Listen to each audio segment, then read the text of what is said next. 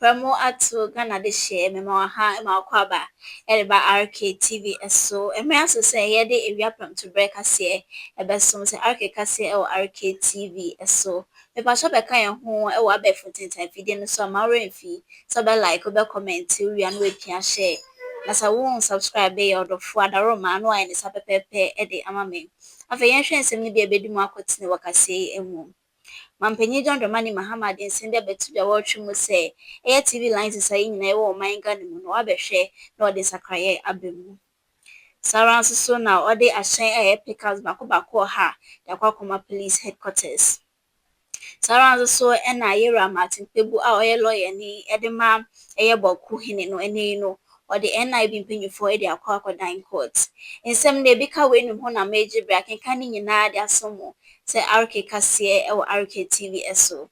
Mame na nwumɛkɔ masomas ne mam de kaseɛ ɛbɛsomo. Ɛno ani Grace Pentecostal Church. Grace Pentecostal Church ɛyɛ asɔre baako a Nyankopɔn nam ne diifoɔ baa so ɛyɛ anwɔ adwuma. Nti woyɛ obi a sɛbea bi a ɔhaw bi da wo so kɔdanda wokɔda wontumi nda adwendwen ebia ehuhu haw anaasɛ honam die tutumrika na bra Grace Pentecostal Church na Nyankopɔn nam diifoɔ baa so na ɔnte ɔhaw ne nyinaa ano ɛmfa ɛmma wo. Yɛtwa kwan nyɛ yera kwan wobɛhu yɛ ɛwɔ Fankɔ Agya Herbal Estate Hills. Sara nso ne yɛwɔ Happy Life Adult Education. Ebia na wo maame anaasɛ papa wo dɔfo bi wo nuaba wo nuabɛma bi akenkan ne atrɔtrɔ ayɛ ne den school baako a mɛkamfo de ama wo ɛyɛ Happy Life Adult Education. Yɛwɔ akyerɛkyerɛfoɔ yɛwɔ mfidie ne akade a yɛde bɛkyerɛw nipa no ade no no nso hu akenkan asan so ehu atrɔtrɔ. Frɛ yɛn ɛwɔ 0242 178 032. Afei woyɛ obi a w'ani gye nsɛmtwerɛ adwuma ho wopɛ sɛ wotwa sini wopɛ sɛ ɔhandle camera wopɛ sɛ ɔyɛ video editing graphic designing biribiara ɛfa media industry no ho bra Happy Life Media School na yɛnkyerɛ ade na wo nso babɛyɛ ɔpabene sɛ ba no media industry no emu a ɛne yɛdi nkɔmmɔ ɛwɔ 0242 178 032. Midday ɛde Gano Elom mame ntwa me ho ma sisi a meba a ɛbɛhyɛ nsɛm no ase.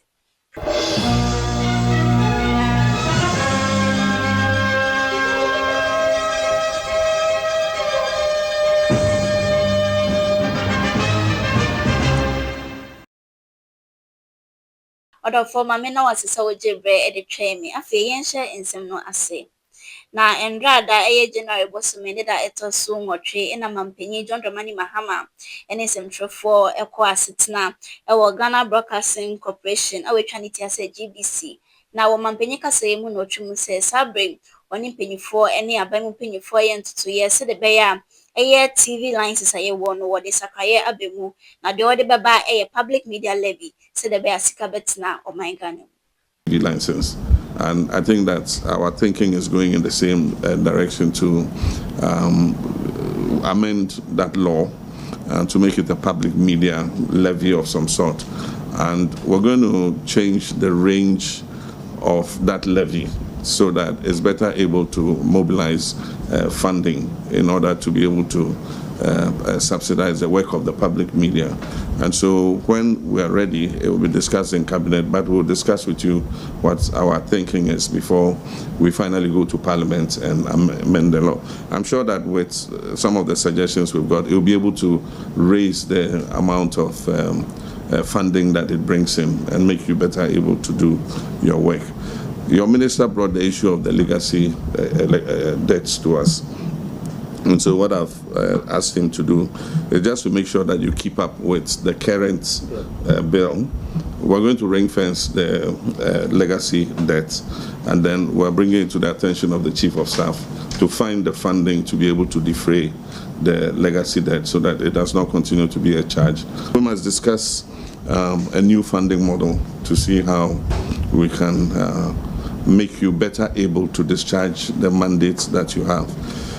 You've mentioned several things, and we're waiting to receive your proposals. I believe that you have the capacity and the assets to be able to modernize GBC. I mean, you sit on prime property in this city, and I believe that we can leverage some of those assets to create a more modern digital GBC that is more fit for purpose than in the past.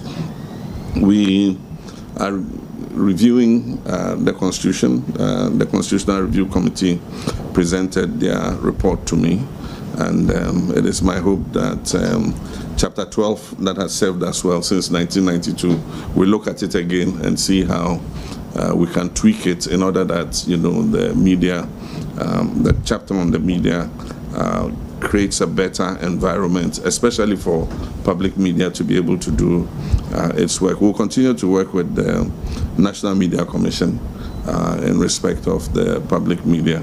And I think that in all these proposals, we'll bring the Media Commission on board so that all of us are on the same. Na mampenyi John Dramani Mahama and Rada Okupiemu our National Police Headquarters. Nina ne se wade ahyɛn anase eye pickup bako ha. Ebekwa koma eye a police force de bebetumi abon e wo ntumedie emu.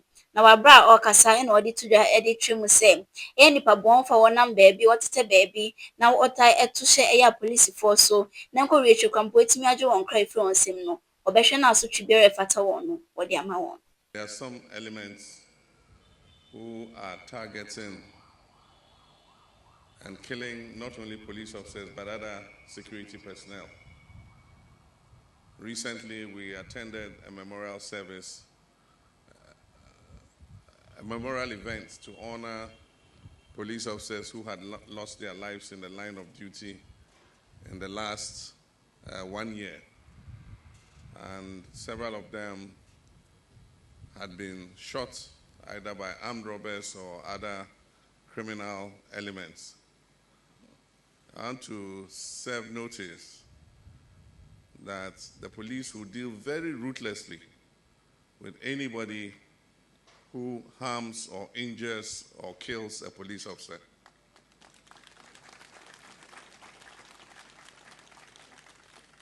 We will hunt them down and will neutralize them. And so this is serving notice to those elements. If you shoot at a police officer, we'll come after you. Dasaka o se arke kase no weni gu so rehwe obeka ye ho abe fontentan fide no so ma remfi so obetwe wadwen fefefe obe like na fe wapia hye no ama na konanim na se wo subscribe ya adaroma na wa ye ne sa pepepe e de amame ye to aso a lawyer for e de ma boku hene anase ora Alhaji Seidu Abagri ono ne boku hene na lawyer for etwum se sabre what the Director General at the National Intelligence Bureau and our face so ya watch efisem so at the crocodile court. Nina and say wache ore and I say boku hini e de akwa aban kukumu beye 2 weeks and as an outrim you now so want me who asem no the pomasi be ne sent no openya wada a lawyer for ya no e ora Martin Pebu ono and on nsem for e kasaye. And then after I was being told to come through protocols, right to rise, etc. before I would see him. But that doesn't even solve it. Even if I wrote a letter, it doesn't solve the detention. The key thing we need now is that he be freed because he's not been told of any, as far as I get second-hand information from Baba, he's not been told about any crime he's committed. And even if he had committed a crime, let's be very clear. You see, the Constitution is clear that if you arrest a person on grounds that he's committed an offense, right, within 48 hours, let's be very clear, within 48 hours, take that person to court so that the person too can apply for bail. Let's be very clear. Table number 4, verse attorney. But for my enter kase no so, na yonko piemu ewo Assin Fosu. Na reho sema abeto ye puno so etwum se. Abrante bi a wenya mfinhia eduonu ensia adodo na eni ne se efutu. Abrante yo bi a sebe ohyepa na ene no penyifo anase timemufo ekopiem woni fie no ogun sapata ya abrante edemu no abrante enanimu eda ho a eja hyehye enema ne hom ne so enko wietwe no ne nkwa efri ne nsemu na timemufo ebimu etremu a eye fitafo anase mechanic fo bi na de bia water ba abrante nchen na woni no eni enkita ho na de bia na wo threaten say obeje ne nkwa e de fi ne nsem sara nso so na dodo no ma etwum se eye hye abrante ye hye entina akɔwie twama edan no ahye ma ono nso so ne nkwa e fi ne nsem sabrede aposi for the moon no akwakopiem e omotwe na wani eda so de nsem no echi odofo mayere kase no e onkrofo aman so mayenkopiem e wo US maimu na New York City. Ɛna aberante baako a ne din de George Enin a wanya mfinhyia 23 53 years. Amanebɔ a bɛto ɛpono so atwa mu sɛ aberante sɛbi ofiri ɔman Ghana mu ɛkɔpem wɔ US nkyɛn koraa, na ɔbɛrɛ ɔkɔpem wɔ hɔ yɛ n'adwene sɛ ɔkɔ ne dwumayɛ so, na deɛ ɔbɛhu ara ne sɛ aberante bi anaasɛ Buroni bi abɛto ahyɛ ne so a ɔde sekan awowɔ na ɛnkɔwie tire ne nkwa a ɛfiri ne nsam yɛyɛayɛ. Saa bere yi deɛ aberante yi a wɔde awu yi apolisifoɔ nsa asɔ ne mu na w'ani da so ade nsɛm n'akyi. Deɛ ɛbɛfi mu aba biara no yɛde ba abɛsom. Medɔfo kaseɛ no esi wei ɛyɛ RK kaseɛ ewia prɛmtoberɛ kaseɛ na wɔne me agyeberɛ na wɔatie bi. Mame na Grace Pentecostal Church ase wɔn na wɔasom asene wɔto nsa afrɛ wo sɛ bra na Nyankopɔn nam difoɔ baa so ɔhaw biara da wo so wɔatumi ate ne tɛm ɛde ama wo. Yɛwɔ Fankɔ Agya Herbal Estate Hills. Afei nso so woyɛ obi a kenkan ne atwerɛtwerɛ ayɛ wo den a bra Happy Life Adult Education na yɛntwerɛ ade kama a wo nso so wobɛtumi anya wɔfa wo hodie sɛ ɛba no atwerɛtwerɛ ɛne akenkan. Frɛ yɛn ɛwɔ 0242 178 032. Ebiom wowɔ dɔfo bi anaa mpo woyɛ obi a w'ani gye sɛ wobɛyɛ journalist anaasɛ wobɛyɛ presenter, wobɛyɛ biribiara a ɛfa media industry no ho, wopɛ sɛ ɔhandle camera, video editing, biribiara no bra Happy Life Media School na ɛne yɛn ɛnyɛ adwuma na yɛntwerɛ ade kama. Ɛne yɛdi nkɔmmɔ ɛwɔ 0242 178 032. Me din ɛde Gano Elomeda production team no nyinaa ase. Makram.